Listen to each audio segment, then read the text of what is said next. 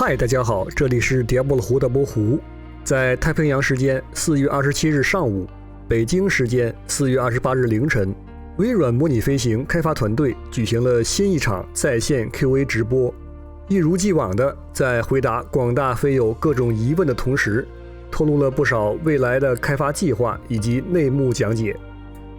有关刚刚更新的系统更新第9弹，大波胡已经制作了数期相关视频，想了解改动细节的飞友们可见简介区的传送门链接。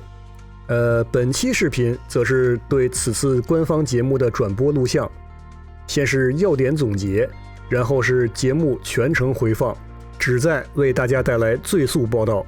但这样及时的过程中，难免会出现遗漏甚至是事实错误的情况。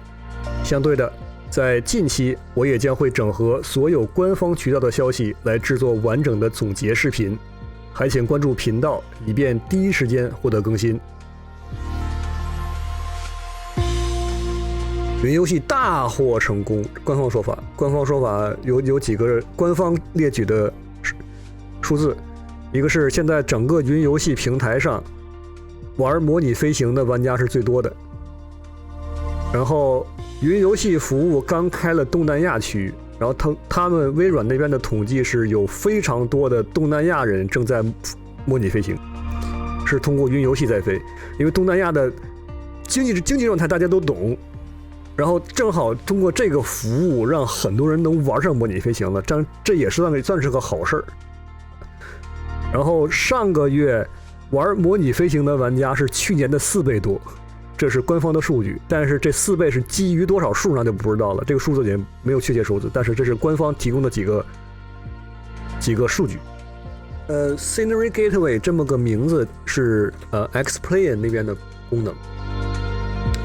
Xplane 那边的实际做法是，就是玩家可以自己上传 3D 模型，更多的是机场的，然后让玩家社区去决定这个模型好不好，好的话我就直接整合到游戏内了。这是 Xplane 里面的系统。然后模拟飞行里面官方也在做概念上很类似，但实际做的事儿不一样的系统。他们更多的是修改城市建筑物，是刚才这么提的。但你反过来想，其实也对，因为这在模拟飞行里的机场大多来讲都是对的，更多的错误的更多体现在像那些地面的这个线啊是错的，然后滑行道的标记是错的。这些的话也只能可能微软我也估计是得让专业的人来修，不能让玩家随便来修，有可能是这个想法。然后刚才之前提到是这个系统已经基本做完了，正在和 Orbix 在合作测试，技术原理上也能改机场，就看最后它怎么开放以及这个系统会怎么运作了。技术上不是问题，期待 DLSS 的是非常多的，复读了一下会在7月更新。但这次有一个新料，就是真的和英伟达搞合作了，而且前2天英伟达的人也去了趟法国，说明英伟达那边还是很重视的，以及 FSR 也会有。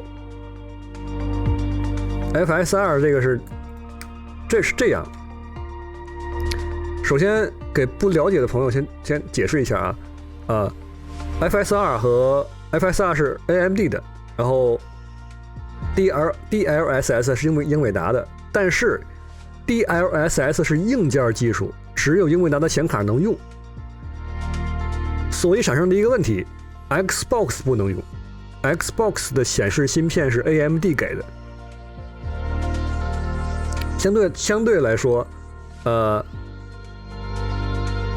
，10系没有 DLSS 从20系才有，所以 Identity 10系还是没救，10系跑不了 DLSS。对，所以你提这个问题，我刚才也是忘说了，英伟达的从20系开始的硬件技术，这么说就对了。然后说到 AMD 的 FSR，这我先说这两个技术的全称我就不说了，这个懂的都懂，不懂的话我这么说可能大家也没什么，他也这么理解也没什么意义，因为现在坊间说的基本也是这个简称。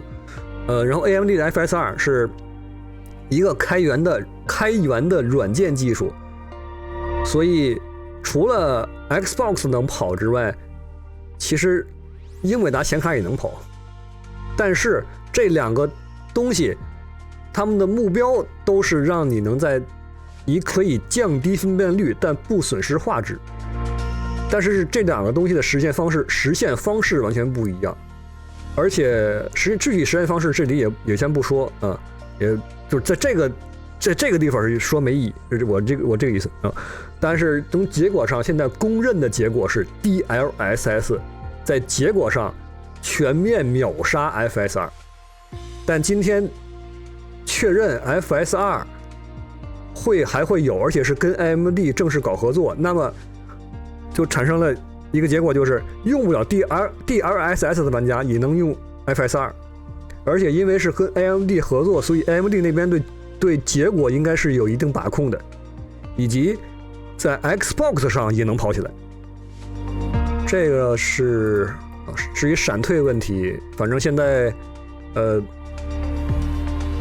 这次就是昨天的更新里，如果你在昨天的更新之后还有闪退的话，那么你会自动的向 Albatross 传输大量的数据，都是 Albatross 这次是可以说铁了心了，说他真想看你到底怎么闪退的，这么个意思。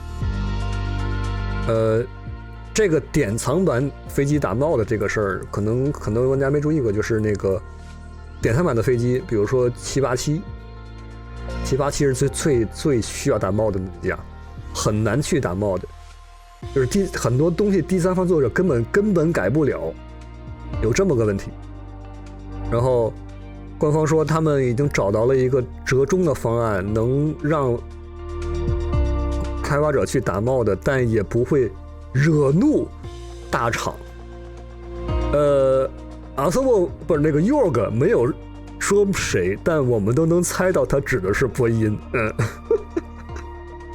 然后世界更新9，这些都是之前上次我有个视频里提到的，这些都是在确认一些都是啥。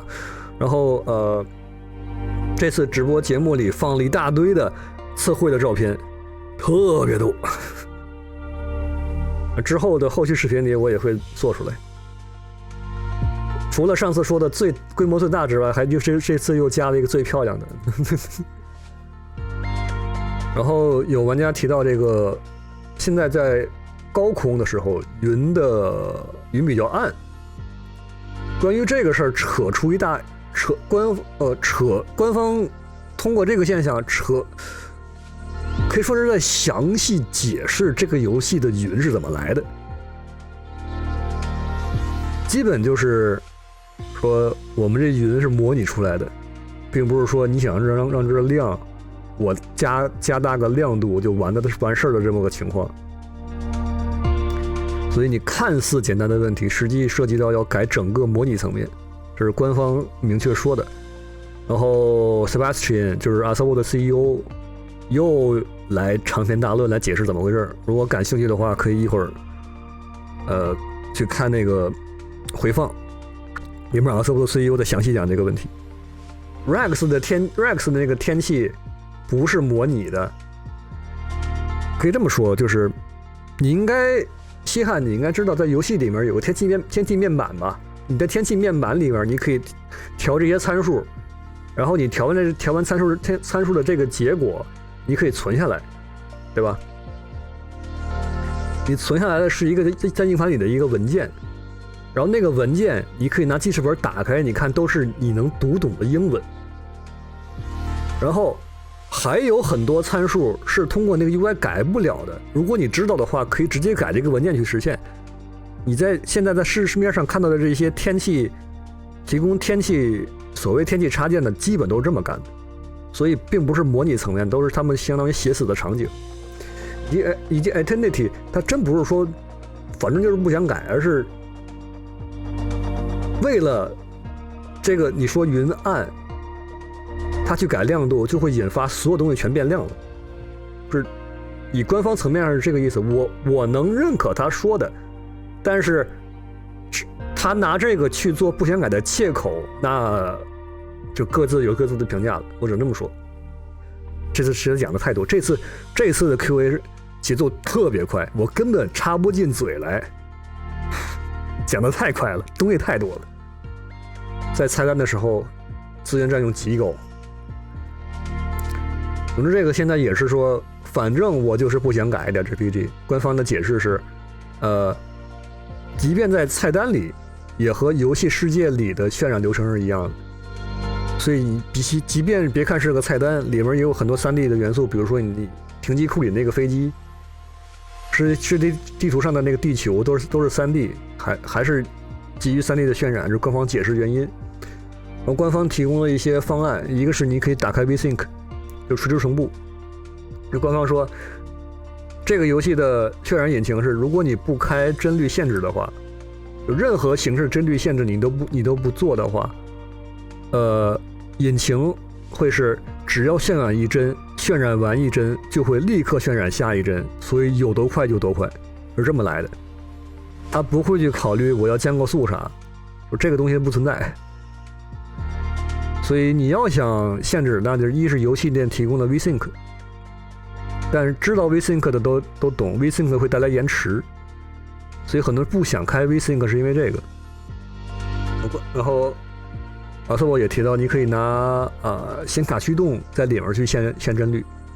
我个人推荐这么干，我个人也是在显卡驱动里限的。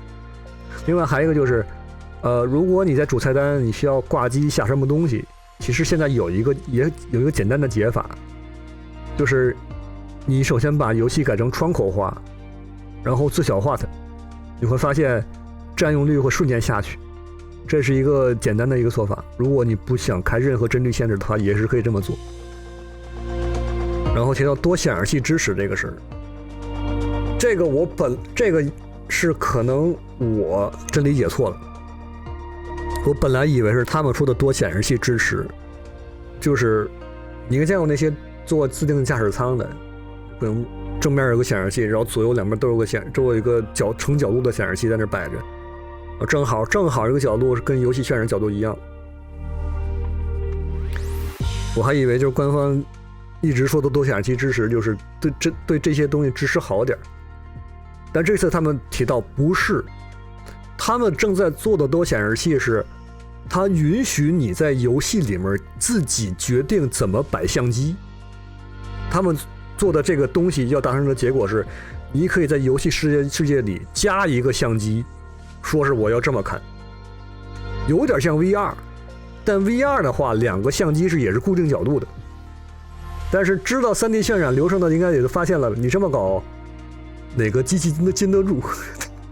然后他们这个系统要做的是，比如说你就想象一下，还是这个 VR 这个左眼右眼这个事情，然后它这个系统只要一实现，它可以你可以简单想象，我可以把我的左眼放到我的脑袋顶上去，他想实现这个，知道吗？所以我觉得这个想法不错。至于，而且他们目前来看，他们已经实现了，并不是说在画饼，是已经实现了。剩下就是看他们优化如何了。然后是 VR 怎么说呢？感觉有点像弃子。VR 太多东西是一直挂着没修，但这次阿索博跳出来说，他们将 VR 视为平台，就是和 PC、Xbox 同等地位。说啥呢？然后提到了一个正在开发中的功能是世界缩放。这个是这样，就是用过 VR 的都有个体验，就给大家讲一下，就是我们看2D 屏幕，我们是没有高度、没有尺寸概念的。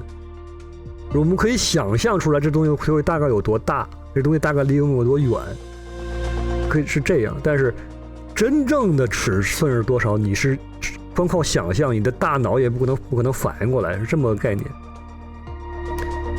但是在 VR 里，你能直接的感官说，我操，152这么小啊，就是这种感觉。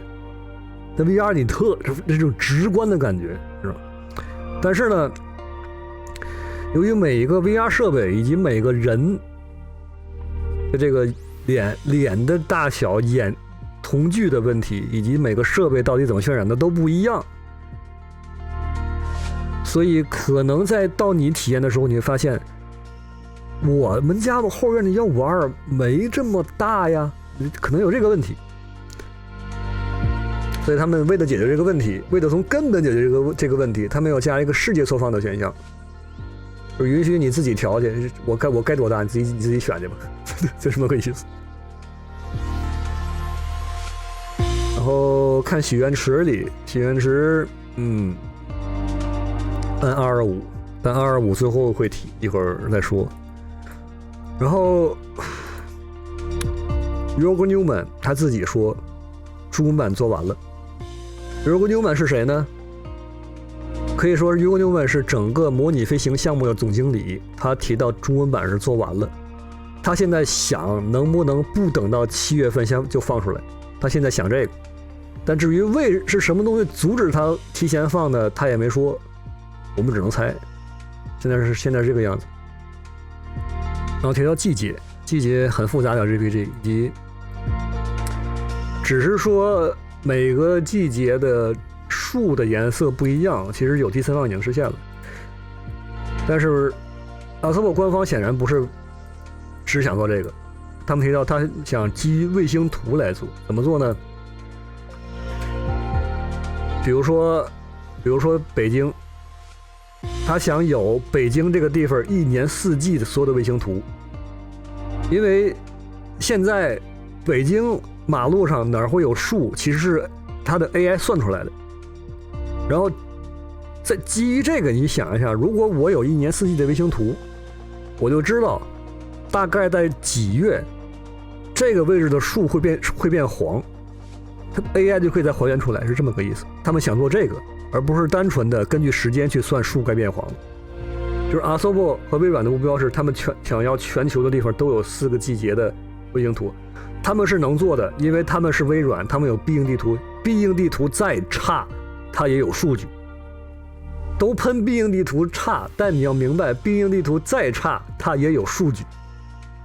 你现在在天气面板里调整月份，你会发现太阳的位置、月亮的位置以及星象是对的，是根据你的日期和月份都是对过来。除了卫星图之外，还有一个问题是水和冰的问题。这个到现在微软跟Albatross说自己这个怎么搞，到现在还不是一个100%的解决方案。然后 Sebastian 他另外提到一个点，就是 Sebastian 是Albatross的 CEO， 他还能开编程，然后他本人会开飞机，有驾照的。你就想这么个人，他能说出啥来？他说出这个季节气候是如何影响局部气象的。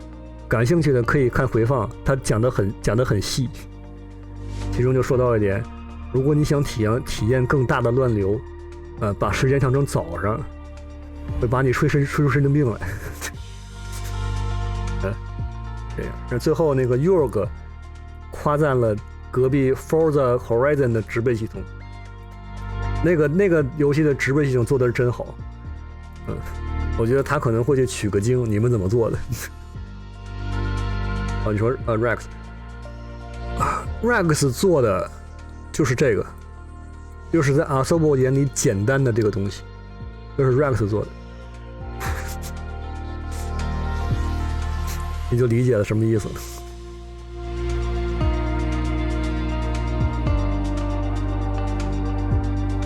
从今年Albatross做的事情，你应该发現他们有点丧心病狂了，对吧？比如说Albatross这次给在3.172做的那些事情，都是基于物理模拟、基于物理原理模拟出来的效果。他们已经不局限于说我要把一架飞机的操控调教到什么程度，是这个意思。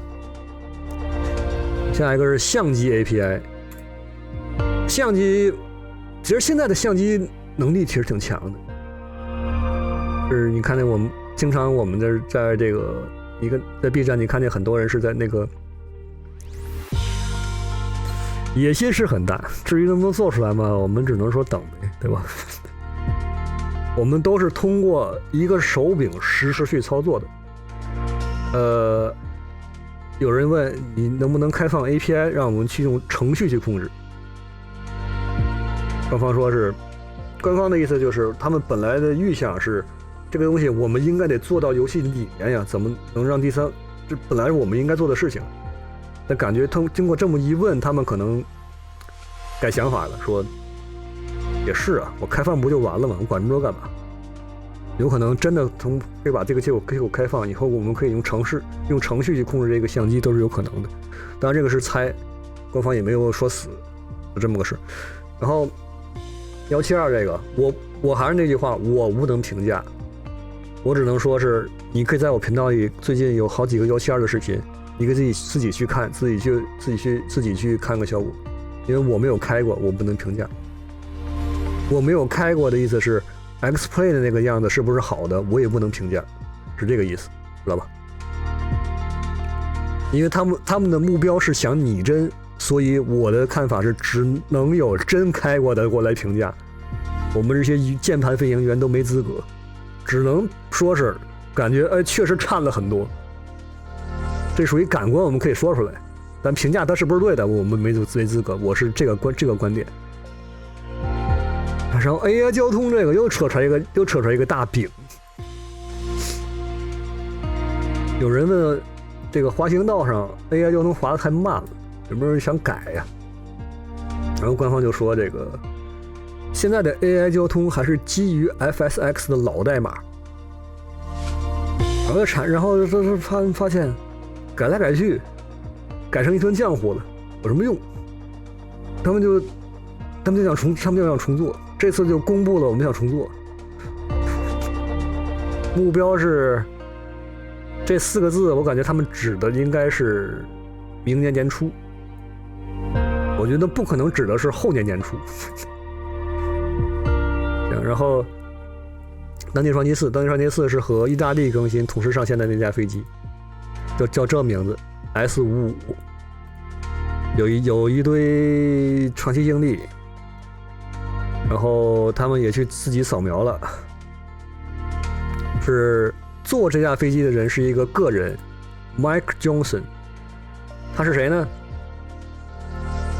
游戏里的 IL39 是他做的， IL39 做的挺不错的，就是这个人做的，这个人正在做这架飞机 S55， 这样。剩下就是这架飞机的介绍了，这不说了。然后 ATR 还在做，正在按部就班的做。然后刚才说这个当地传奇4绑定的那个世界更新是意大利是编号是9，也就是下一个是10是什么呢？今天没公布，但微软方面说的，他们原计划是安排会有发布会的，现在还不能说，但是他能说的是这个发布会本来计划是在 E3 上，但今天 E3 没了，他们还在想怎么搞，但目前那个话的感觉是他们还想开这个发布会，但至于怎么开就不知道了。但是在发布会这个东西确定之前，他们是不会公布这玩意儿是啥的，这个意思。然后还提到有人说出生点选择这个问题，官方说点子不错，可以考虑一下。比如说你可以选更多的出生点，而不只是停机坪和跑道，或者说你可以自己决定出生的时候引擎是什么状态，这样。当然这是个饼。这个问题比较大，DC Designs 是协和那个问题。那有可能，那多谢提醒这个事。这问题是这样，这次大更新把协和改坏了。DC Designs 就是做协和的那个工作室，他说是，游戏系统里有一个部位莫名其妙的就坏掉了，文档里也没写。然后这个问题在测试过程中他们提了也没人去响应。DC Designs 在昨天发了一份声明，给人感觉 DC Designs 很气愤，就是那个意思。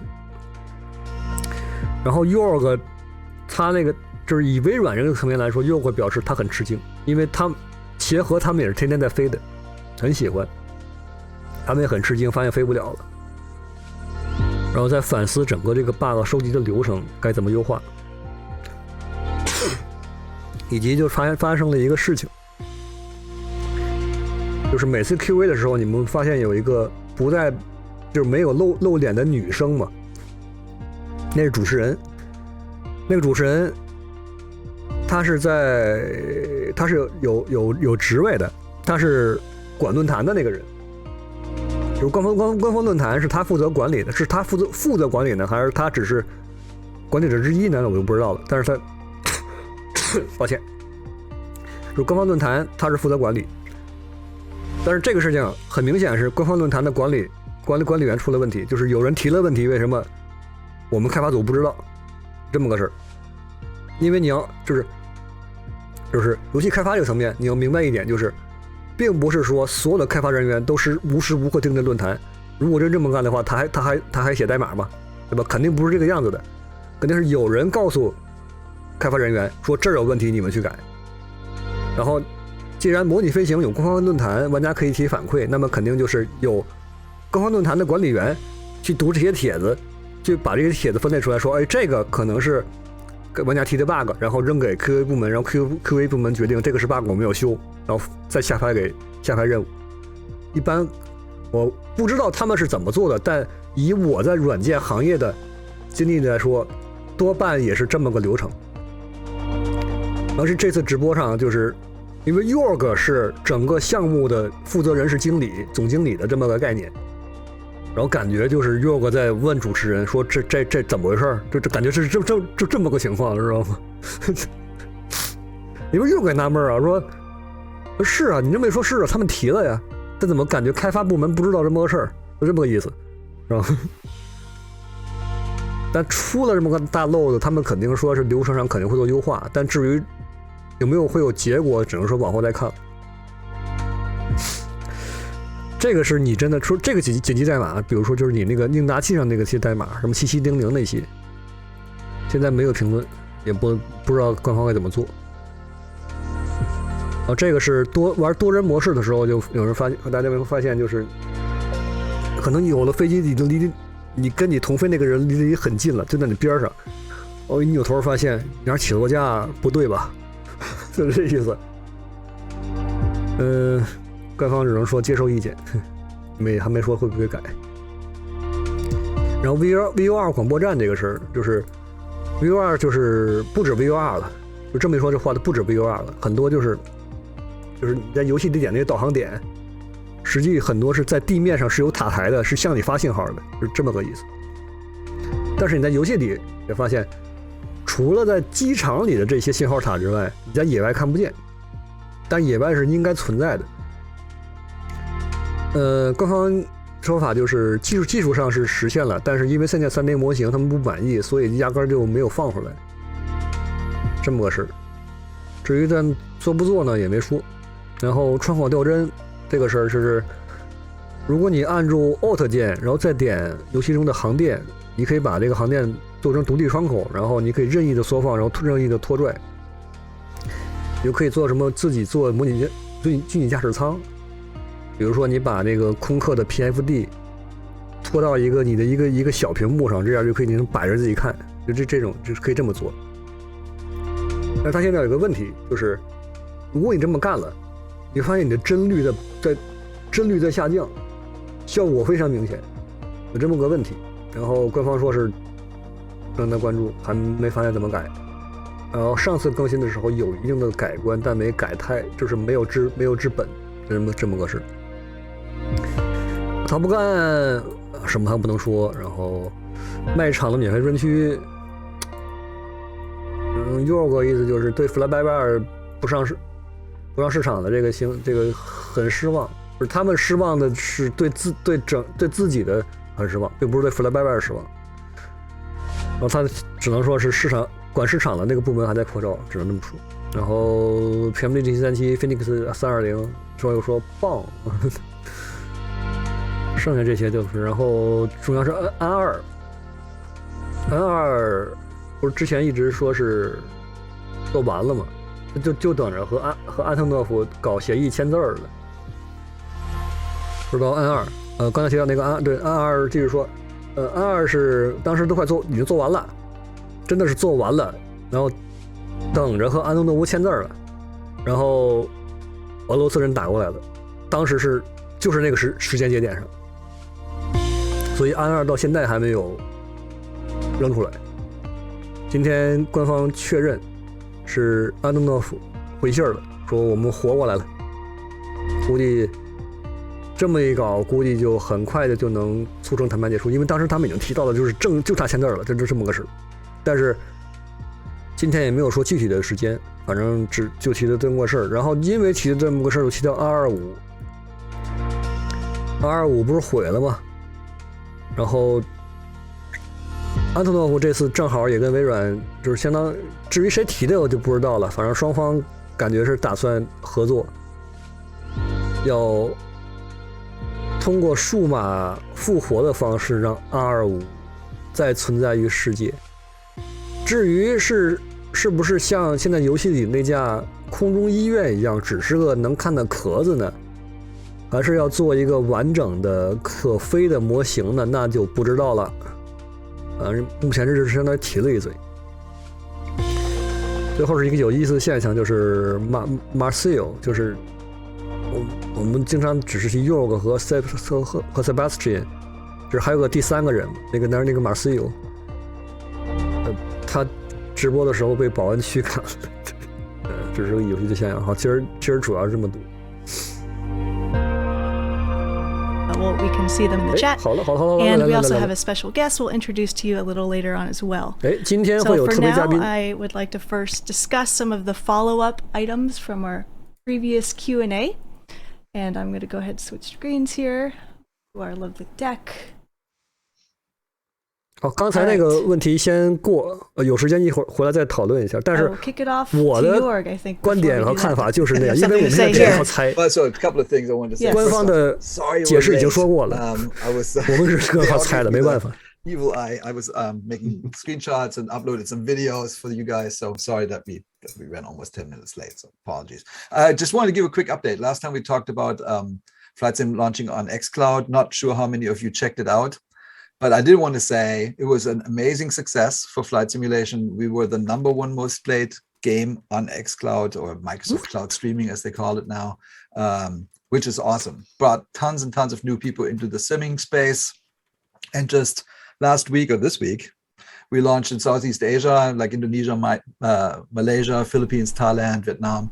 And that's another huge amount of people coming into sim. So I want to just say, please be gentle, welcome them. A lot of these people have never played a flight sim before. So if they run into trouble, it would be great if you can help them out. But the good news is the hobby has just got a huge fuel injection. I think we had almost 4 times as many people playing last month than we had last year. So it's awesome for all of us. So anyways, but let's go on. Just wanted to tell you how it went. Absolutely. All right. So there are a few questions and follow-up items we want to clarify for you today. And that first clarification is to review with you, Seb, when last Q&A showed some really cool simulation tools, visualization and modeling. There was a little confusion as to when they were coming to the sim, if it's already implemented or if it's being broken up into a few different sim updates. So if you could clarify with us if that was Sim Update 9 or anything coming in Sim Update 10. Yeah, hello. So I unmuted. So everything I showed, every video I showed last time, except one, was all Sim Update 9. So I think there was stuff about propellers. There was stuff about airflow visualization tool that you can turn on and off. That you can also have as a pure visualization to only visualize, have a view of how the air flows over the aircraft with already existing flight model, and you can switch on a button which actually takes that flow into account and completely changes the model, and that is all. Everything I showed is in Sim Update 9. I think it's in the aircraft editor. The only thing I showed which is not yet there, is the atmospheric flow visualization. So the atmospheric flow is there. That's how the air is currently moving. I think in the video you could see that water, cities, forests all behave differently. Fields 这次新版本里的那些开发者工具里的那些可视化工具，过去几周看我直播的应该都见过那玩意儿。现在是官方来解释这东西都怎么打开。This is going to be coming in the upcoming updates. There's a tool which is more for developers. It's a bit slower and has a bit more data. And we're also working on something which is more can be turned on all the time, which has very low impact on performance. And, 工具还不完善，是存在的。I would say for when you need to use I would say updraft, downdrafts can be an asset sometimes. Sometimes you use it to go up. It can also be dangerous in the mountains when there's downdraft on the other side of a hill. So a tool to visualize this and not get you in trouble by flying on the wrong side of the valley, that can be helpful for everyone. So that's coming later. That's not yet in Simulate 9. Okay, great. Thank you for clarifying that. And just a quick shout out. Thank you, the Flying Fabio, for that Twitch raid. We appreciate you and welcome in all new chatters who are in. We are just getting started and talking about some follow-up items from the last Q&A. All right, the next thing we'd like to ask about is Scenery Gateway. There was a definition of the project, but it was a little over a year ago the last time we talked about it. We're not sure what's changed.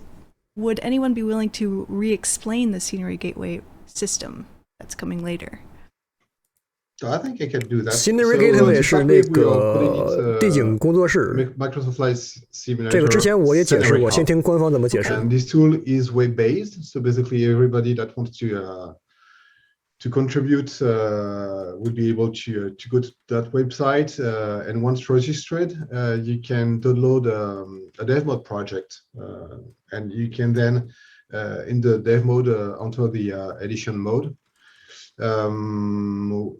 Basically, what we've done so far is mostly dedicated to data. So it only helps us to place the stock objects. For the moment, we're not talking about putting custom meshes there, but it will help us to improve all the data there. So you get better placement for all the buildings. You've got better logic and better edition for the airport itself. And once you get this completed, then you can upload the project you've done in a zip file to this platform, to the Scenery Hub. And then it can get evaluated by the community. And once the moderation is done, and if everybody is happy with your work, then it's going to be included into one of our updates, most probably some word updates. So that's it. Maybe just to say that, so this came up. This was a top requested item last year, and then we had talked about it here. Got feedback from some of you. That was really good, and then we hired someone, and that someone has worked through the system, and we're currently essentially dry running this with Orbex. There's an Orbex team that has been working on word update, generic airport improvements every word update, and they're currently using the gateway system before we roll it out wider. Cool. Okay. Awesome. Thank you for the explanation. Next, we have a question here about DLSS. Knowing DLSS is coming to the sim now, was there any reevaluation of FSR now that version 2.0 is out and massively improved? So yes, the good news is that the team is working in a direct relationship with both manufacturers. So NVIDIA's and AMD's are working with us to help us to have the best implementation of their system. So for the DLSS, that should come for Sim Update 9, and we are still having some artifacts, some issues, but we're working with Microsoft. Well, we are working actually with Microsoft, but not only, we are working with NVIDIA. So I know that we've got like some issues with some animated textures and the water surfaces. So we are trying to fix that. So on Sim Update 10, we'll have a great DLSS implementation. And on the AMD side, we're also working with them. Actually, they paid us a visit yesterday. So it was super super cool to have them. And yes, we are hoping also to bring FSR into Sim Update 10. And I think I'm allowed to say that we should we have also started to work on FSR 2.0. So that would be included also in maybe Sim Update 10 is a bit early, but that should come soon, at least. Awesome. Thank you, Marcel. Sim Update 10 is in July, by the way, just in case. Yes. Oh, yeah. I'm sorry. And Marcel, for DLSS, you said Sim Update 9 and Sim Update 10. So which one is it? I'm sorry. It's Sim Update 10, obviously. Okay. Sorry. Sim Update 10. Fantastic. Yeah, please help me when I'm saying some stuff like that. I'm sorry. Yeah, it's everything regarding the rendering engines comes in Sim Update 10. Awesome. Thank you. We did talk What the about previously in a Q&A about improving our telemetry for CTD reports. Is there an update on how that's going, especially for those having issues with Xbox screens going black and different CTDs without errors? Yes.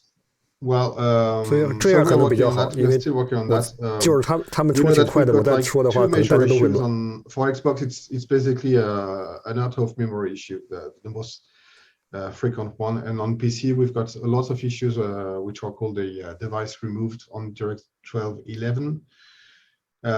Those are two things that are pretty hard to tackle, so we are trying to improve our tools in order to do so. We call it telemetry. It's more we've got more information in telemetry to help us understanding exactly what are the use cases, but the main tool is the crash dumps we're getting, and we have tried to put a lot of data to collect the crash dumps and to get as much information as we can. So we are planning to do extra tools on that. We're also talking about having some dedicated flighting. So basically, when we are introducing more information, or if we are doing putting more debug information here, it's going to slow down the sim. So we don't want to send those tools to everybody, but maybe we'll talk about having like a dedicated group of people that could help us finding those crashes. So that's what I can say about telemetry on data putting into the dumps for CTDs. Yes, wonderful. Thank you. And the last thing we have for a follow-up item for Jorg, do we have an update on Premium Deluxe plane mods? Are the manufacturers okay to make this now, or what is the next step for them? I do, in fact, have an update, and the team doesn't even know. So this is, yeah. So basically, we went. So thank you all for specifying what you actually wanted and needed to do mods. So it wasn't quite everything, but it's the things that you guys wanted. The team has figured out how to do it, and it was stuck, as Jane just said, with some large manufacturers that had some concerns. But I had a call with them yesterday, and they said it's fine.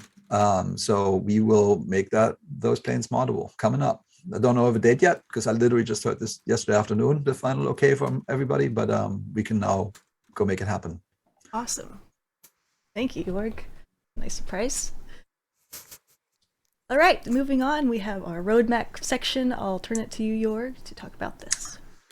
Yeah, I just want to quickly look at the roadmap that we showed last time, even though I don't think we have any animations here. Sadly, I have all these cool animations of things. 先把这个关了吧，那个真的正好冲突。当然这个直接看着很好。Last time we had talked about the Italy update, what update 9 coming in May. It's May 17th, and we also talked about Famous Flyer 2, the GBs, super cute. Love these things. They shipped whenever, Tuesday. So maybe it was yesterday. I forget. Yep. It's been a long week already. Anyways, I don't know if you saw it, but I love these planes, so I couldn't resist. Jane, if she can run it. Absolutely. Running the trailer. Here we go.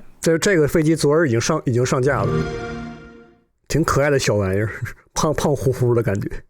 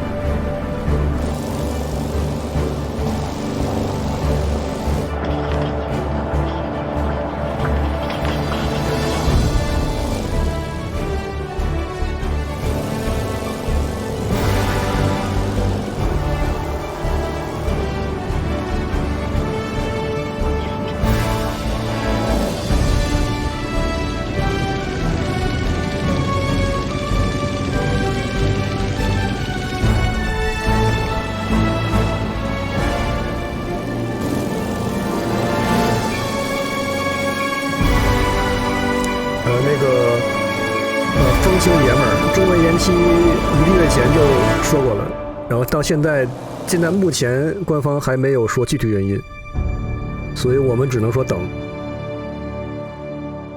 以及目前计划是会在他们目前计划是在7月去更新中文，但也是个计划。Nice. All right. Thanks for watching. We try hard to make these trailers fun. Anyway, so I love 这个预告片应该现在做最好的吧？这个预告片挺有感觉的。They look super cute. They're actually kind of hard. We had a long debate about takeoff and landing just the other day. Landing is hard, but I'm sure you guys are better than me. I've been trying.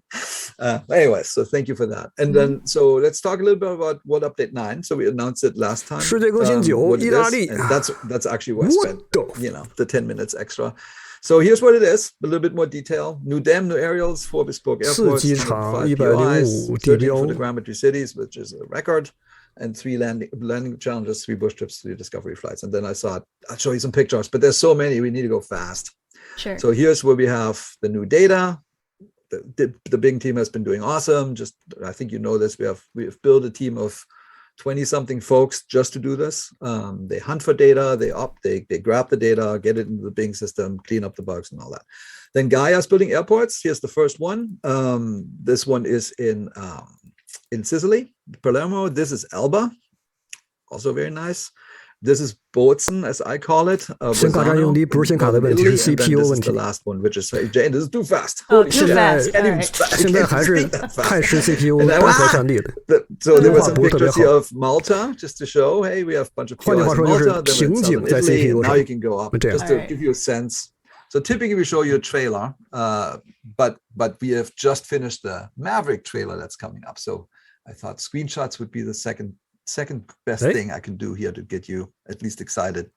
We think, I mean, I was talking to David about it just this morning, I think, and it might be the most beautiful world update we've done. I think it's really awesome. So coming soon. Here we are in northern Italy. Keep going. Yup. Nice lakes. 再高频率也没用，瓶颈还是在 CPU 上。 More lakes. 你可以打开开发者模式，开发者模式下有一个 FPS 工具，它可以游戏会告诉你瓶颈在哪儿，你可以看一下。但这个现场多半就是 CPU 还是瓶颈，也就是再怎么说还是瓶颈，这没办法的。你说什么缺角？缺角指的是啥？ Yeah, I think it's the greatest amount of cities and area that so this also comes from Excel and then Bing, and it looks amazing. 你缺只是地景缺个东西吗？怎么着？是你那的本地现象吗？ Right, there's our last screenshot. Yeah, these are by the way all updated. I think 2021 data, so it's brand new, but they call it fresh. 那只能说是你和微软服务器的 连接，这个是现在在国内玩都有这个问题，并不是你个案，我们都有，没有办法，这个属于没有办法的办法。All right, we are on to Q&A session 1. 真正的 QA 来了。Here we go. So, first question I'll take from the forums, which was the most upvoted one. 刚才好像位置不对，这样就行。 And that question is, currently there are several threads open in the forums related to performance and stuttering issues on the ground. Some have found the only solution was to reinstall Windows. Some think it might be related to World Update DLCs. Others on Steam have a loading circle and stuttering. Are you currently looking into these ground performance issues, and do you have any comments on it? Of course we are. We are looking at every single one of them. The issue is that it's not always easy to reproduce. You were talking about this issue we had on Steam. With some IOs being creating some stuttering. I've looked at this thread this afternoon, and we had more than 40 exchanges in the teams, and it looks like at the end it's related to the kind of hardware you have, especially for the hard drive. So sometimes it's pretty precise. It's difficult to reproduce. So in order to be sure that we are covering as much as we can. In the team, we have very different systems. We are trying to to mix hardware, extensions, OS settings, so we can try to cover the most use cases we can, but it's not always easy to have the very one that creates the stuttering. We also have a team dedicated to that, though obviously this team is reading the forums, but we're also doing some internal reports. Basically, every time we are doing a new build, there's a report which is created that helps us to read the evolution of the frame rates. Are we improving when it's related to optimizations? When it's up to create new systems like the one that Sebs did, what is the cost in terms of performances?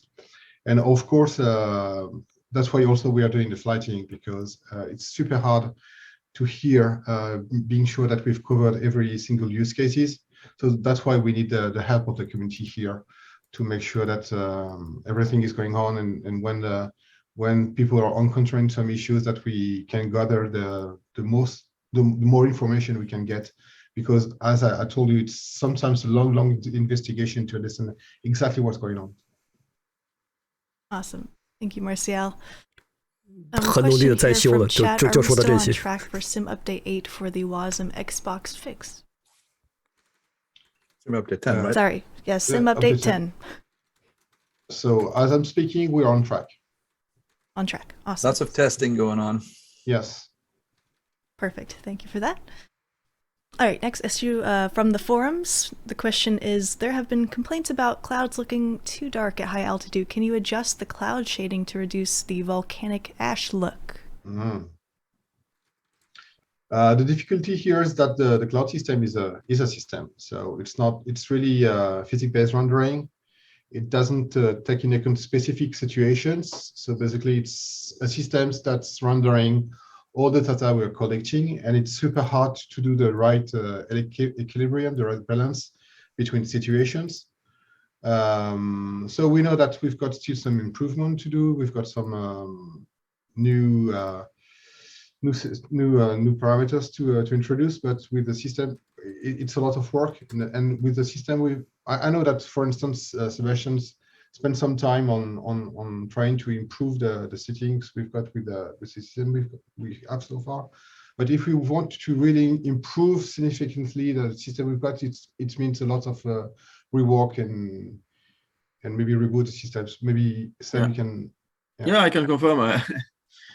It's something where it's been brought up a lot. I mean, internally also, that I mean, in a lot of occasions the clouds look great, and sometimes it looks like you're flying over a volcano, not a cloud. Yeah, I think I spent about 2 weeks on it, because you start and saying, hey, just make them brighter, right? And I made them a little bit brighter, and it didn't change anything. And then I made it even more brighter and more brighter.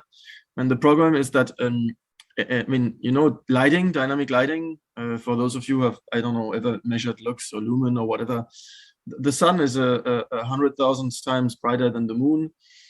Ranges are huge, and when you make something twice as bright in the sim, it doesn't show twice as bright at all, right? It's all compressed so that it can actually be shown on the screen.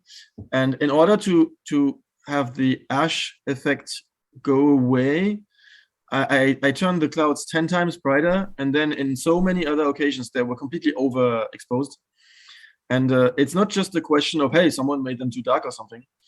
The question is that internally, real clouds have a internal cloud scatter. You know, light goes in, and it scatters around, gets reflected by all the water bubbles, and it comes back out. And there is more energy conserved in clouds than in ash. Right, there is a little bit more occlusion and energy taken away. Right? 你那个是什么？在哪个城市？可以说一下，因为有几个城市是出了名的差的。Perfectly right with our cloud system, which is fully 3D. Right, we can have any form or shape or anything. We need to have perfect shadow casting internally of the clouds, and perfect internal scattering, and that just costs a lot of computational power.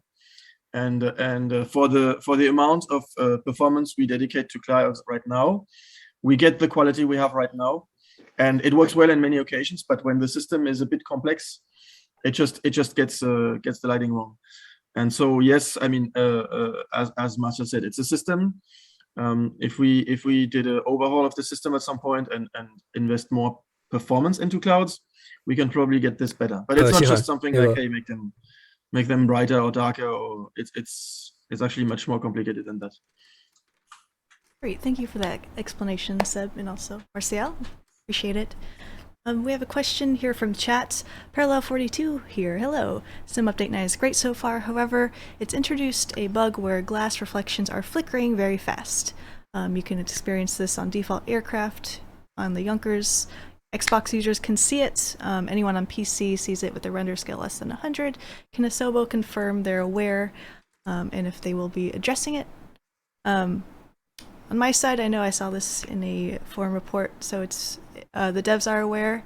Hopefully I could say this, but I did just get confirmation that they were able to repro, so we're looking into the issue.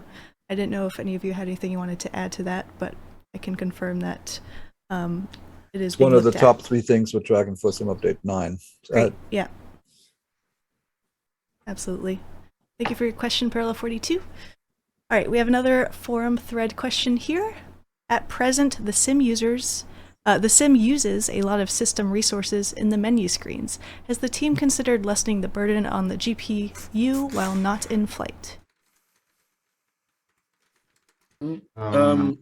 So there is actually a way to. So I mean, the menu with the hangar and the plane in the background is very close to what's happening in a sim, right? It's running a plane, a cockpit, an environment.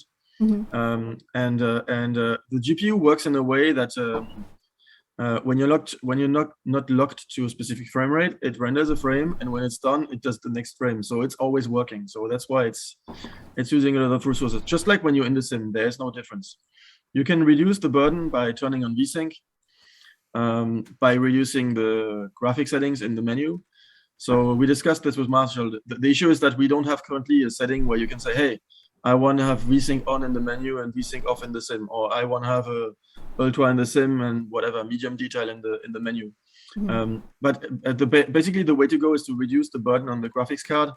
The best way to do that, if your GPU is overloaded, is to reduce the render scale, which is has an extreme impact on the GPU. And so yeah, if that's really a problem on you on the menu, usually, I mean, when I fly, I spend very little time in the menu and a lot of time in the sim. If that's something that's bothering you, I figure that's because you're spending a lot of time in the menu.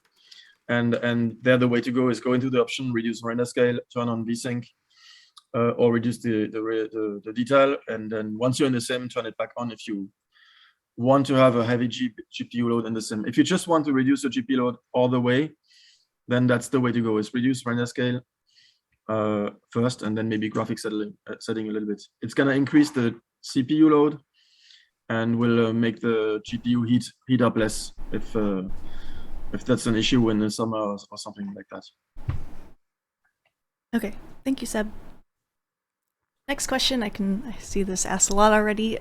So we know multi-screen support has been in the works for a while, and that this feature is wide and tough to implement. Thank you for working on it.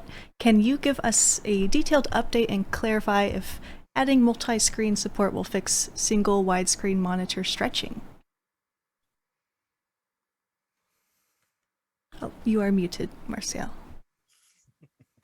Yes, okay. You're still muted, man. I'm not muted anymore, right? Now it's good. You're good. Okay, super cool. Yeah, so it's a long conversation we had internally in the team as soon as today, because we have the multi-screen working, but it's for the moment it's pretty basic. It's basically getting the same camera and being able to do some rotation, so you can have the windshield and the two side windows on your side, and so there's this is working and this is compliant with the rendering pipeline we've got. If we want to extend that, it means more work. We have to change a bit the pipeline we are having, and also it creates some difficulties with the inputs. So internally, the question is, how far can we get for Sim Update 10 again? So for July and see if we can expose this feature in simultaneous intent or not. The problem is, so we had this conversation today in the team. The problem is that some people were missing because it's the spring holiday in France. So I expect to give you more information during the next Q&A. Okay, thank you, Martial. Yes, it's a tough feature. Yeah. Thank you for the update. All right, we'll move on from Q&A session 1. We still have 2 more to go. So don't fret, but we will move on to a few dev topics here.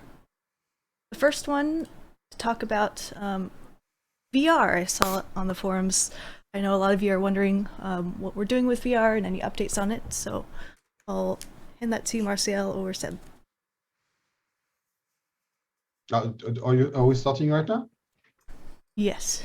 Okay, VR. VR is a long subject. So by the past, we had the chance to have a dedicated team on VR because we went from zero to a full feature VR implementation. Right now, this team has been merged into the core team. So we have the benefit of their work for every subject, and VR is now considered as a platform, exactly like we consider PC and Xbox as a platform. So it means that exactly like I said for GPUs and all the hardware spread in the team, so we can have the benefit of having different and several kind of systems. We have now headset VR in the teams. They are spread all in all teams, so we can test everything. Every time we are doing a feature, we can test this feature in VR. I would say that a third of the QA is testing the sim in VR. So no, it's really part of the core of the dev. It's no longer a feature which has been a bit put aside. So that's how we are tackling the VR. We are still wanting to bring some new features. So this morning, I've tested the world scale because for me it does that a lot. I used to fly the same plane I'm using in real life, the DR400, and when I'm using the VR, the plane is a bit too small, I would say. So we are going to introduce the world scale so you can change the rendering method for stereo, and then the world is getting scaled to your perception, so it's more comfortable now to use those planes in VR. We are also introducing some updates. I was talking about the LSS and FSR. We are also checking what's going on with those technology in VR. So we are not forgetting VR. VR is part of our current task. Every single day we are testing VR now. So this is how we are doing VR. Nice, Jorg. Awesome. Thank you, Martial. Appreciate that update on VR. Now, Jorg, if you'd like to talk about anything from the wish list or bug feedback snapshot.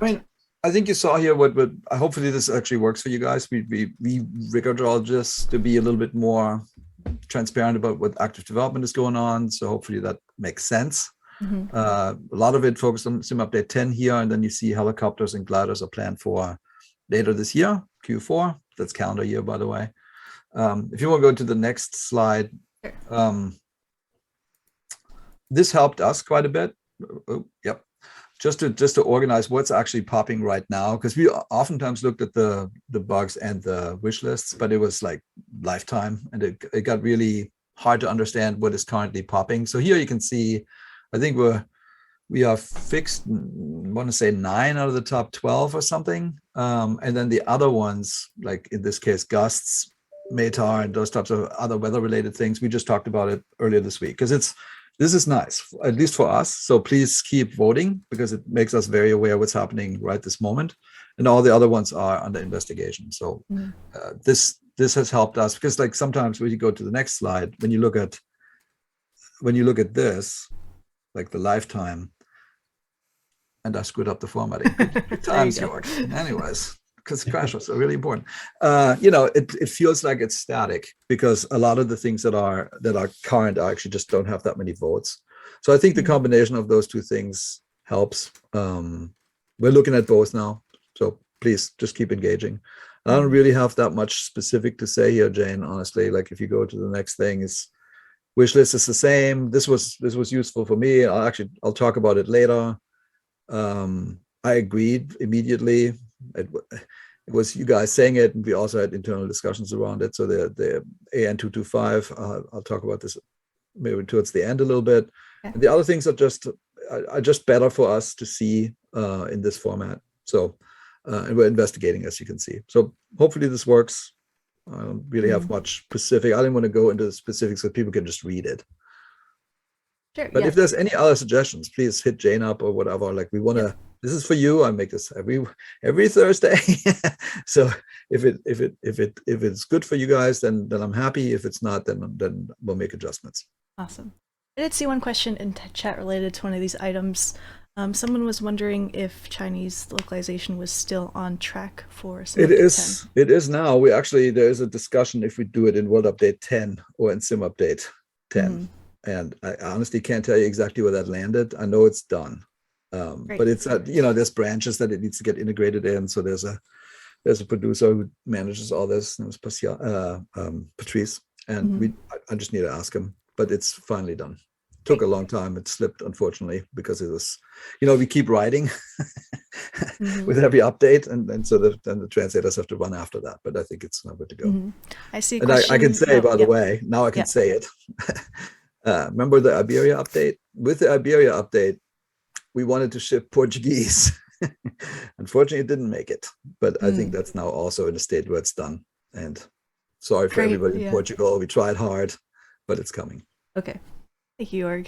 I see a question in chat. How do you vote? If you go to our forums, which one of our mods will put a link there, there will be different sections. If you want to vote on a wish list item, you just go to the wish list section, find a thread you're interested in, and there's a vote button on the top left. All right, Q&A session 2. First question here. What is the status of seasons? Yeah, well, so seasons is complicated. We actually had a pretty long discussion about this prior to meeting today. I mean, the simplest thing one can do is change the shader on trees. But that's really, and some people have done that. I think there's actually some third-party stuff out there that's pretty good for that. But for us, the difficulty actually is we need, given that we base everything on satellite pictures and aerials, we would actually need to get. It's basically not possible. Like I lived in Texas for 15 years, for example. Texas, there's a brief moment in time when Texas is green, and otherwise it's not so green. It's mostly yellow. But depending on when we get a satellite image, you wouldn't know that, right? So there's either we have to paint in maps per section of the planet to get the climate right. Like for example, in Australia update, long debate with Orbex about the lakes in Central Australia, which have water for a little bit and mostly not. And then what did we have? We had water in it. So that for us is seasons. We need to go not just to change the trees. That's pretty simplistic. We want to do longer term things where we actually are going to look and what can we do with the satellite imagery. So then we have to talk to the provider. We want to do things with ice extraction. There is a little bit of something now. I mean, Seb, you worked on this. You want to speak to this a little bit, what you've already done? Yeah. So, I mean, for a pilot, what is seasons, right? For seasons is the weather, most of all. Like the weather is not the same, temperatures are not the same. When you look at something which Sim Update 9, so that does not really add. There's a lot of people who are questioning turbulence. And so Sim Update 9 has a big fix, which is the formula. So the sim has always handled updrafts or downdrafts or whatever. Basically air in the world going up or down. Could be caused by mountains, could be caused by water, whatever. And when you fly, normally updraft is caused when the ground is hot, heats up air, the air becomes warm and it goes up because it's warmer. And this is dependent on the difference in temperature between the ground and the air. And this was not correctly implemented. And so what was happening is that you had always a lot of turbulence in the summer and always no turbulence in the winter, pretty much. And so I remember last year we got always a lot of complaints in the summer. Hey, there's so many turbulence. How do we turn this off? And then the winter, oh, the sim update removed the turbulence. And actually, it was just the weather. So this has been fixed in sim update 9. So what I realized is that we should maybe at some point add a button just to turn them off. How do you get less turbulence or no turbulence right now? Just fly in the morning or in the winter. Basically, when the sun is low in the morning, the ground is still cold. The difference in ground to air temperature is small, and you get almost no updrafts. Or you fly over water, but if you fly over land, fly in the morning, fly in the winter when the sun is very low. If you want to get a lot of turbulence, go into whatever, northern hemisphere, go into mid of June, fly at 2 o'clock, 2 to 4, it's gonna get super bumpy. And that is going to, that's basically climate, right? Clouds, weather is climate. We added the snow layers last winter, coming from a Meteo Blue map. So when it's snowing, when ice on the water expands, that is handled at altitude. That is climate. What we don't have is, as Jörg said, is tree changing color. And the issue here is that's I mean, where in Aquitaine, where we fly, trees stay green in the winter because it's mostly pine trees, so you would not turn them red or anything. If you fly in Canada, it all goes red. So that's what we talked with you. Said, oh, basically we need a aerial data for autumn everywhere, and yeah, but why autumn? Why not winter? And so that's really the issue, and everything else, right? In the winter, you have different. You have de-icing vehicles on airports. You have all the different things going on. So seasons to a pilot being mostly weather. And I would say from the sky, what you really see a lot is snow or ice. It's there, and everything else is much longer and harder to do. So I would say it's currently under investigation, and we need to find bigger solutions to solve that. Okay. I would say. Yep. So there's, as I said, like so I think Seb did a bunch of stuff already on the coding side and the team. We are looking at data sets now. I don't know if you played Forza Horizon at all. They did a pretty good job with their biome system. So we're going to look into biomes much more in detail than what certainly FSX or anything like that ever did. But it really is going to take time. So you've got, if it's tree colors you're after, that's simple. If it's the thing that we talk about when we talk about seasons, it's a lot. It's a lot of work, and we just need time for it. Great, thank you both. A question from Twitch chat here. Are there any plans to open the camera API for third-party devs? A large part of the community has been wanting a better and more advanced camera system. Alternatively, do you have any plans to further develop the cameras? Well, the first one we always sort of hesitated on because we felt it should be great in the base sim. But that all being said, I understand that people might be impatient for us to get there. So the answer to the second question is yes. Clearly, we're going to make improvements. That has to be the goal, and we want to have the best system in the base sim. That ought to be the goal. But we haven't talked about it honestly in a while, and maybe we should. So we'll take this in as input. Awesome. Next question from Twitch chats. Chunky Aviation says, question here, last night we were flying with 5 airplanes with no CFD information and noticed an intense wind gust turbulence feeling effect that we never had before. Setting to the wind to 0 didn't fix it as it did in the past. Was this intentional, a new change to wind, or a possible bug? I think this is most probably related to what I just explained. That if people want to have a calm air, just fly in the morning. Or whenever the sun is low, right? Or very, very late in the evening. In real life, you don't do that because you can end up in the night. But early morning or winter in general, I think it's turbulence. I don't think you would have hit gusts. The weather going to 1 or 0 hasn't really changed. The only thing that changed is that, as I said, in Sim 8, you would have turbulences in the summer pretty much all the time, and pretty much nothing in the winter. And now it's much, much more related to actual weather and much more realistic because it calculates this ground air difference. So fly in the morning. If that doesn't solve it, then maybe file a bug report with the exact location, weather situation, time of day, and And I mean, even the date is very important because turbulences in June or in January are completely different. Okay, thank you, Seb. All right, one more question here from Marcial.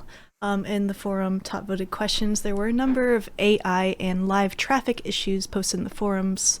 Some of those issues including slow runway vacation, planes taxiing but not taking off, etc. Can you comment on any of these issues or the future of live traffic? So we tried to patch the system we had, which was like an inheritance from FSX, and it's not sufficient. It's obvious that it's not sufficient, and we are not happy of what we are getting right now. So we've decided to reboot the system. So it's going to take a bit some time, but hopefully we will be able to bring a new system through the AI based on flight plans during the fall, or maybe during the next winter. But it's a work in progress, and we are eager to bring something different and improved.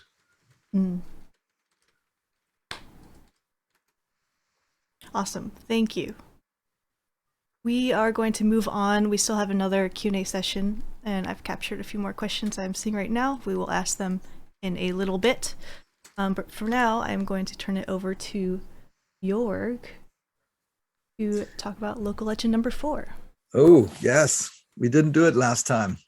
So, as you know, with every world update comes a 这个飞机之前没公布过，我很 Malta update. So I spent a good amount of time talking to folks, specifically in Italy. What is the most famous thing in aviation? And then they showed me the next slide, which I think I have a little delay. Yeah. Oh. So in 1933, there was the Chicago World's Fair. It was called the Century of Progress, and there was a general named Italo Balbo who flew with an entire squadron of planes in what is then called, next slide, the decennial. And in that decennial was the plane that we went after. So they flew from Italy to Holland to England to Iceland to Canada to Chicago, and then did a loop and flew back. And then the plane is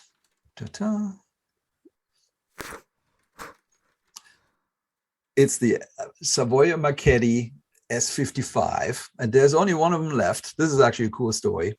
This is the Yahoo. It sits in Sao Paulo, or near Sao Paulo, in a museum called the TAM Museum. The TAM Museum has been closed for about 5 years, and it took us well over a year to find a person who could open the museum to us. And after trying, literally forever, we found someone with the help of all kinds of people. There's people that made a replica in Italy. So we found a contact. We flew a team down. We scanned the plane. And we now have a really great scan, 3D scan, really high detail of the last remaining S55. And then when we needed, obviously, a development partner, and so there's a new introduction of a development partner today. And so there's the plane in the sim. Yep.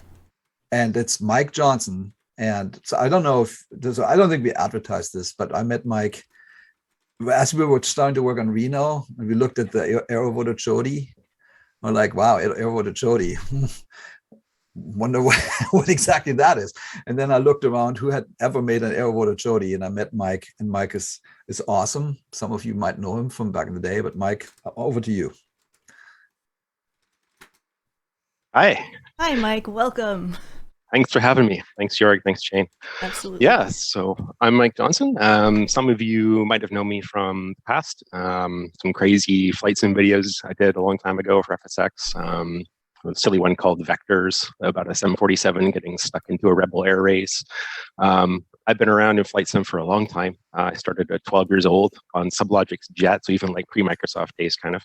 I've put, I don't know how many hours into flight sim over every version that's ever been made. I've been in games since 1995, working for some big studios, some small studios. I've been a private pilot for about 25 years.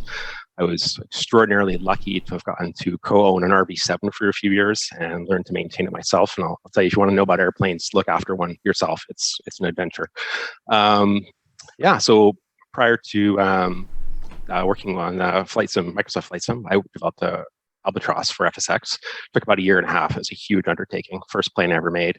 Brought a couple new features to the sim back then, some funky landing lights and stuff, all of which are now standard and so much better in Microsoft Flight Sim. I was working on a real project, actually kind of a flying related game to do with birds, when York called me out of the blue and said, hey, we're doing an L39 for Reno. Are you interested? I said, oh yeah, absolutely. I love that airplane. So I did most of the modeling on the airframe, the cockpit, a lot of the cockpit graphics, instruments, things like that for the Reno L39. That was super, super fun project to work on. So after that, I was talking to York, and he said, hey, I've got this airplane. It's a little unusual, a bit outside your wheelhouse. I think his words were, would you be interested? And I said, well, show me. And took one look at it, took 5 seconds. I said, yeah, I've got to do this. This airplane is just way too bizarre to pass up. So yeah, the S-55, built in Milan, Savoia Marchetti. The original prototypes, which you saw the pictures of there, that was 1923, and it was a response to a request from the Italian Navy, who were looking for an ability to project power across the Mediterranean. They wanted a torpedo bomber and a reconnaissance aircraft. So Savoia came up with this crazy design, but I like to think of it as like it's half Louisiana airboat and half B-2 bomber. If you were to have a baby with those two, this is what you'd get. It's a twin hull catamaran, which is really kind of a neat way to do it because it's super stable in heavy seas, doesn't need wing pylons like a lot of flying boats had back in the day. The performance is not amazing. I like to sort of think of it as a boat that can fly rather than a flying boat. It's probably about 115 miles an hour on the prototype, which is the red one you see. But the later models, the X, the final one that went on the Decennial flight, was much faster, about 150 miles an hour. The thing these things brought to the table in aviation at the time, given that they weren't first to do a lot of things, was they brought range, endurance, and they brought reliability. That was really the big contribution. They did a number of these raids with Italo Balbo from various places, from to South America and back several times, and then the big one to Chicago for the World's Fair. And I can't imagine what it was like to see 24 of these things landing in formation on Lake Michigan, right on the Chicago waterfront. And there's actually a street in Chicago named Balbo Drive in honor of that achievement. And they flew from, I think it was Rome, all the way to Chicago in less than 48 hours. And they only lost one airplane along the way, which was, at that time was a pretty amazing achievement. Back then, crossing the Atlantic was no joke. So yeah, that's the airplane. It's made entirely of wood. There's a little bit of metal components kind of holding it together. The type was iterated on constantly through production. So there were no two S-55s that were ever the same. I mean, even within the same, version or series, every single airplane had some tiny improvement from the previous one. So Jorg and I discussed it, and we decided the way to do this, to present this to the community, was to bookend the series. So we're going to have one of the 3 prototypes, which was the 3rd airplane to ever cross the South Atlantic. And then we have the very final version, which was the X, which was used to go to Chicago for the World's Fair. Funky things about the airplane you notice right away. Obviously, the high-mounted engines, they're canted at 9 degrees, which is really kind of a cool design. Keeps them out of the water, away from damage from ocean spray. But it also fires basically prop wash straight into the rudders. And using SED's new system, it's really, really fantastic. You don't even need water rudders with this airplane. You can just give it a little boot full of power and spin it right around. It's great. I really love that addition to the sim. It's been a huge help. Like I said, the performance isn't amazing, so don't expect to be winning any races with it. Climb rates to get to 10,000 feet was probably about a 20-minute affair in these airplanes. And to get to service ceiling, 15,000 feet was an hour. But you got incredible endurance and range. The X model, the latest one, was about 2,700 miles when it was in its sort of flying gas can configuration.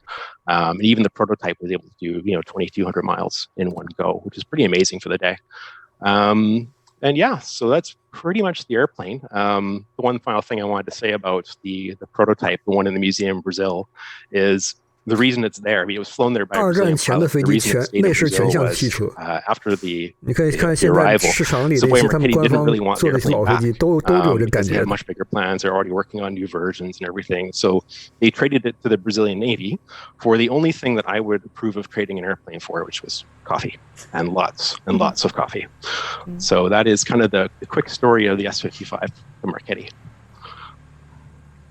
You want to comment on the video, Mike? So in the video, yeah, I'll just bring it up here.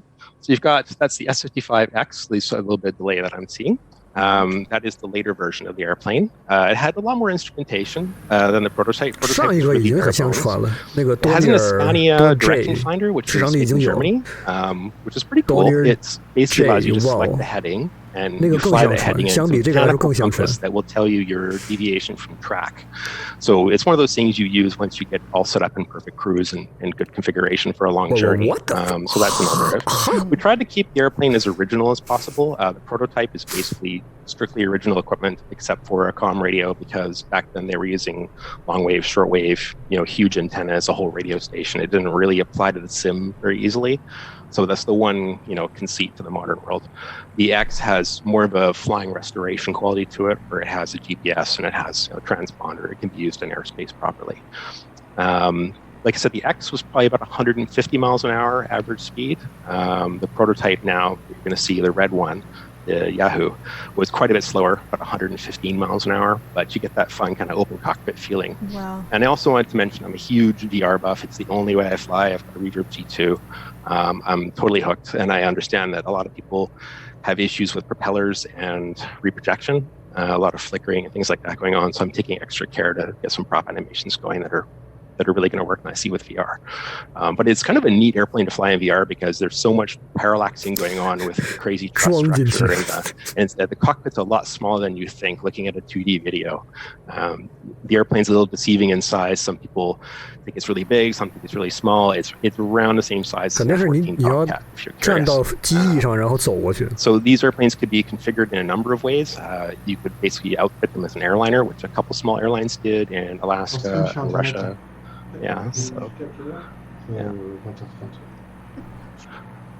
that's that's the S55 in a nutshell. It's a fantastic airplane if you want to go on a really long trip. And although one final thing I want to say about it, the prototype, there was no health and safety discussion whatsoever when they designed it, because you've got a giant 8-foot wooden spring propeller about 3 feet in front of your face, and there's another one right behind you, and you're in an open cockpit, and they forgot seatbelts. There's none. Wow. So what a unique it's a pretty wild ride. I can't imagine flying that.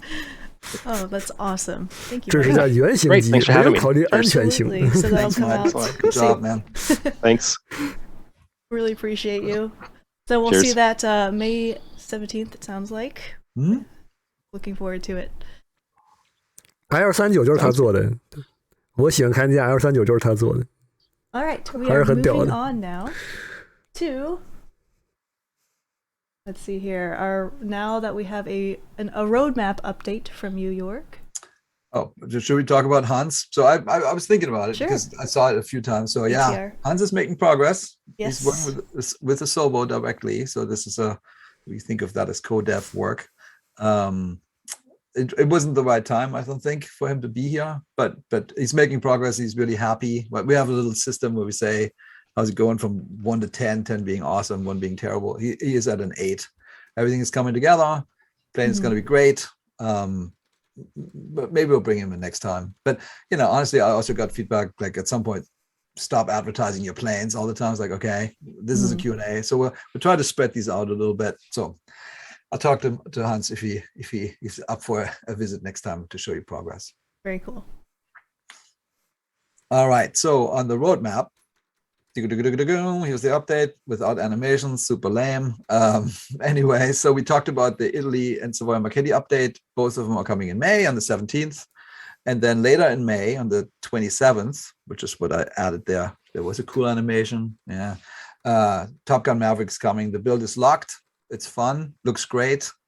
There's a trailer coming soon. I think the Paramount people are quite proud of us, and the people who are real Top Guns also really like it. So I think you'll enjoy it. And we'll talk about it. I think Jane does this dedicated session for this right after we launch. Yeah. Okay, great.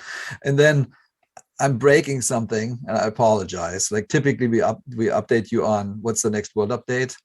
In this case, I can't. I have to wait till our keynote. There's a keynote, there's this thing, which actually, funny enough, got canceled, called Electronic E3, Electronic Entertainment Expo.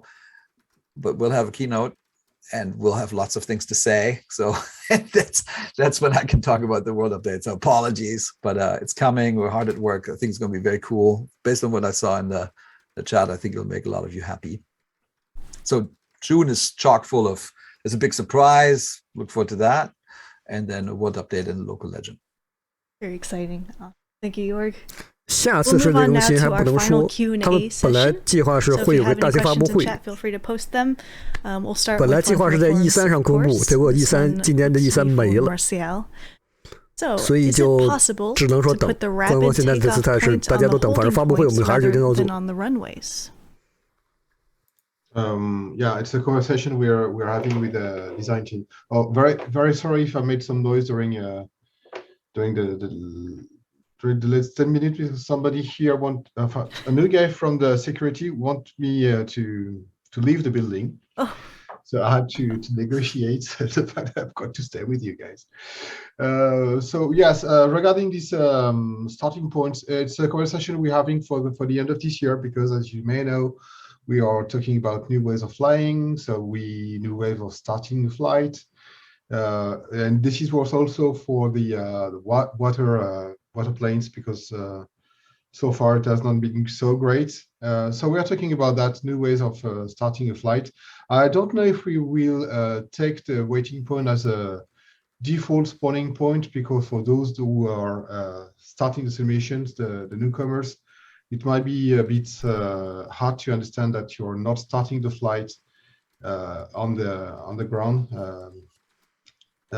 Well, not at least not in the alignment of the track. So it's something we're talking about, but at least it will be an option to select. So yeah, we're talking about that. Great, thank you, Martial. PMDG 也不是每次都说呀。It's back. I'm hoping I will be able to stay with you. I know. Just let us know if you need to drop, though. This question will be for you, Jorg. What are your thoughts about communicating with third-party devs when there's very open and public comments? Do you have anything you want to comment on or say regarding third-party devs communication? I mean, there's a dedicated thing for that, right? Which is the dev tool. I don't know what's it called, James? Dev support. Dev support. Like, it's a balance, right? The balance always is the team is. There's a huge amount of work on the team. Like you guys are demanding, and that's fine. It's good, right? Of course, we knew this, but the team is like constantly under fire to get more features done, fix things. So we opted for this system, which is, you see the three of us ever so often. We do listen. We have our paths to get feedback, which is feedback snapshot, and then there's the dev feedback. I want to say, because some people have commented, just to take this on, like I bought the Concorde, and I think it's really cool. And I'm very sad that something broke over the Sim Update 9. I can tell you, we were all high-fiving each other on Friday last week, because we had a month of flighting. Many of you helped us find really good insights, and I think the build was better and better. And the fact that something happened to the Concorde was a big surprise. And I pinged Dean earlier to say, hey, let's just talk about this, because we have listening systems, right? There's the dev support listening system that literally devs read and will then take action. There's also the forums, and I don't really know how where he communicated. I saw it in the forums from you, Jane, but then we don't take action on the forums for third-party planes. So there might just be a process hole. But in general, I think we need to just find the right balance between. 他自己都说了，协是协和 but the team has a bunch of work. 问题的没指明了，但是Jorg自己都说出来了。But that all said, like it's Jorg这人看是不会藏东西的。So we 这他感觉是没有必要藏。So far, I'm still reasonably positive what we're doing is good. But I mean, as I said, right feedback. I mean, Jane and Sean, they have an entire team that listen to everything and bring things to our attention, because we can't read everything. And we oftentimes take actions when there's something that's popping to be important. But in this case, I think I'm still okay, unless you guys are telling me you're not. Great. Thank you so much, Jorg. Appreciate that answer. Another question I am seeing here from Jelly Snake: will we get more ATC voices? And additional question will we be able to declare emergencies? Well, I know yes on the first one. On the second one, I'm actually not sure. Like, I know there's design stuff going on in that realm. There's design stuff going on. To be honest, we haven't spoke about this emergencies issue. I think we are talking about Maydays, and I don't know the status of that, to be honest. Okay, no problem. All right, another chat question here. Can we get an update on synchronizing animations in multiplayer, especially propellers and landing gear? Oftentimes you do not see other players' propellers spinning or their gear going up and down, or they just get stuck together. Well, this is a bug.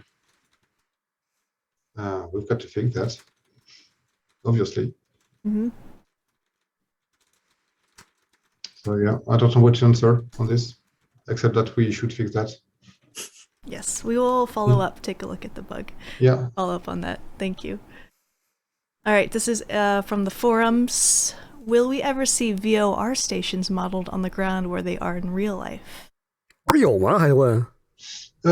yes, we had a conversation about this subject. So we've got the data, we've got some meshes. Well, the fact is对，有的都是机场里面的，野外倒是确实还没有。To have a proper integration of those meshes, we are not also 100% satisfied with the meshes we got, because it's maybe a little bit more standardized in the US. I don't know, but for the European systems, it's the objects are different.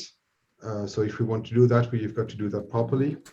So far, we've decided not to go into that direction, because VOR are used to do some navigations, but not for like visual references, because they are too small. So for the moment, it has not been included into the sim, but it's always something we're thinking about. Mm-hmm. Wonderful. Thank you, Marcel. And one more foreign question here. Will loss of performance with pop-out windows be revisited? I'm sorry? Will the loss of performance with pop-out windows be revisited? This is when you pop out a panel and the FPS drops or the performance drops. Well, this is part of the performance issues that we've been talking about during the stream. Obviously, it's something we are following. And yes, we want to tackle that. But I don't have the status of this. Seb, do you know? I know that there was one fix in Simulate 8, but it was not complete. And I know that it's depending on the hardware and drivers. So because the person who fixed it completely fixed the issue on his machine, and it didn't change anything on my machine. So it's so there was, I would say, a very partial fix on Simulate 8, and I think it's just on the backlog. We're going back to it in the future. Yeah. Great, thank you. I don't know if we can answer this question yet till Maverick, but someone did want to know, will carriers and Top Gun add-on be functional? Oh, functional is an interesting word. Unfortunately, there's all kinds of restrictions what we can and can't say about this damn thing. Very soon we can talk about it. That's fine. We'll answer that later. That's cool stuff. How about that? Okay, no worries. All right, thanks, Jorg. Question from chat here. Is there any news on the Freeware marketplace system? It's not a system. I mean, it really, there is already a free thing. I think we really just need to decide. Like, honestly, like, I'll be perfectly frank. I was a little bit bummed when the fly-by-wire guys didn't want to be in our marketplace. They were there and then they pulled out for some, I forget the reasons, because I think that plane is great. I think there's several others that are really cool. I mean, they're on my top of my list of things that I'm waiting for. Is some of those planes that are coming in from the Freeware groups. It really just comes down to speed. Like, I know it's a little bit inside baseball, but so basically, we have this ingestion team. It's run by our head of the marketplace, her name is Mabel, and they are, they're getting this flood of things their way, And we're trying our best, because sometimes, in a lot of cases, it's those people's livelihood. So we're trying our best to get the add-ons into the sim as fast as we can. We're building a tool. We have one programmer. We're hiring a second programmer to do this, just dedicated for making that faster. And I think Freeware is kind of in the same boat, because you want to update it a lot, right? 进市场之后 it's not a one-time thing at all. So 一个是很多玩家下载也方便，第二个是还有 Xbox 的问题。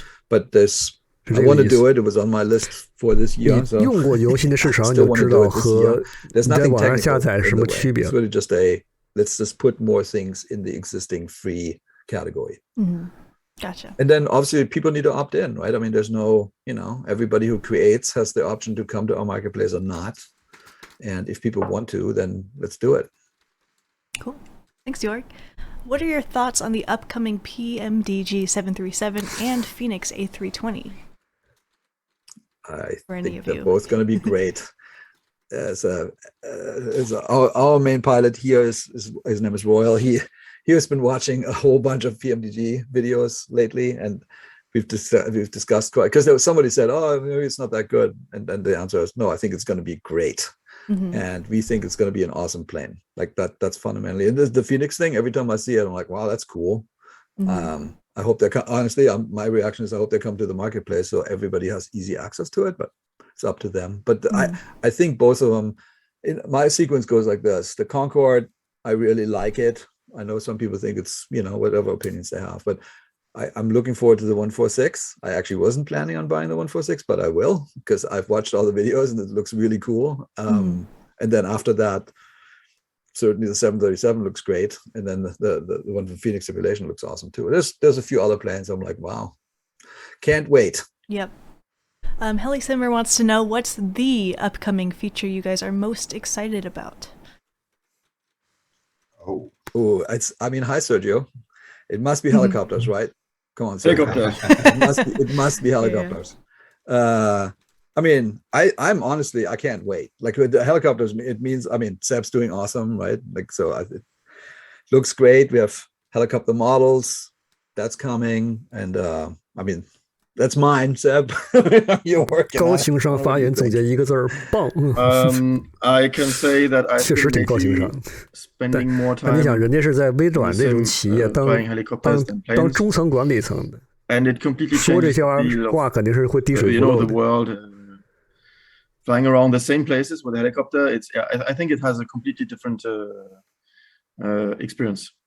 Like just because I also look at a lot of the world with bugs and or improvements and just flying around in the plane. It's I think it's going to be great. That's what I'm waiting the most for it on the helicopters, which is in the pipe. So it's cool. Like we're making some heliports with it and stuff. Like it's you can you get to other places on Earth, which is cool. Get to explore things differently and in general, just learning it. It's neat, very neat. And yes, by the way, somebody said something about the fly the Mad Dog. That's another one. Looks awesome. Just to bring you another thing, because they're both agree on helicopters. I'm really expecting the updraft visualization tools, because it really helps to understand what the other updrafts are, and especially for gliders, it's super important. So these features will also bring a lot of new ways of understanding the way you fly. Great. Awesome. Thank you three for your thoughts on that. And I think we better wrap this up before you get kicked out there, Marcel. Your lights are kind of flickering. Yeah. It was super weird to... I had something else, Jane. Yes. Don't forget my last three slides. I wanted to say. Absolutely. Let me move to those. I don't know if you saw the deck came in like 2 minutes before the meeting started. There we go. Okay. Jane hadn't seen it. So just wanted to say thank you. So we did this. We said we would. We did it. It was great to see how well that worked. We sent a really big amount of dollars to that organization, and hopefully that helps people. 我只能说一点，这个 the next slide 活动已经结束了，他们正在总结结果。Remember this one? Yes. Guess what? I got an email from Antonov 2 days ago, back at work. So there's Microsoft person whose name is Alex who's helping us. Another person, Elena, is helping us, and they've been driving this forward. I wrote down Andre. Remember Andre from AT Simulation? I wrote him a Discord text just this morning saying, "Hey, we're back in business, baby. Let's get it. Let's make sure everything works." Awesome. But we don't have a ship date yet. Like, we want to make sure it really is great and da da da da. But and we don't have the contract signed, so let's say it that way. But I think all indications are now really great, and I'm very, very happy. Mm-hmm. Which leads me to the last slide. So I put that. It's funny how much people pay attention to the thing I write down Thursdays. So I wrote it and said, look, the plane got destroyed, and first it was half destroyed, then it was fully destroyed. And I talked to the Sobo R team and said, hey, I really want to make the 225. It needs to be preserved. And but that was just me saying it, and they were investigating, da da da da da. And then now that Antonov is back, I think we can make this work. And my goal is, we haven't figured out any of the specifics, but I want to contribute to the rebuilding of this plane. Mm-hmm. Whether or not they use the second fuselage or whatever, but like we will divert either some or all of whatever revenue comes out of this thing to the real world to try to make this plane again. 这个是安东诺夫他们真要搞合作。Thank you so much. 微软可能这边也感觉是要有点做那种数字博物馆的感觉，你可以这么想。Contribute, so appreciate that update. Yes, we will call it there. It is noon here. Do any of you three have anything you'd like to add before we end? Guys? No, I'm super glad I was able to make it until the end.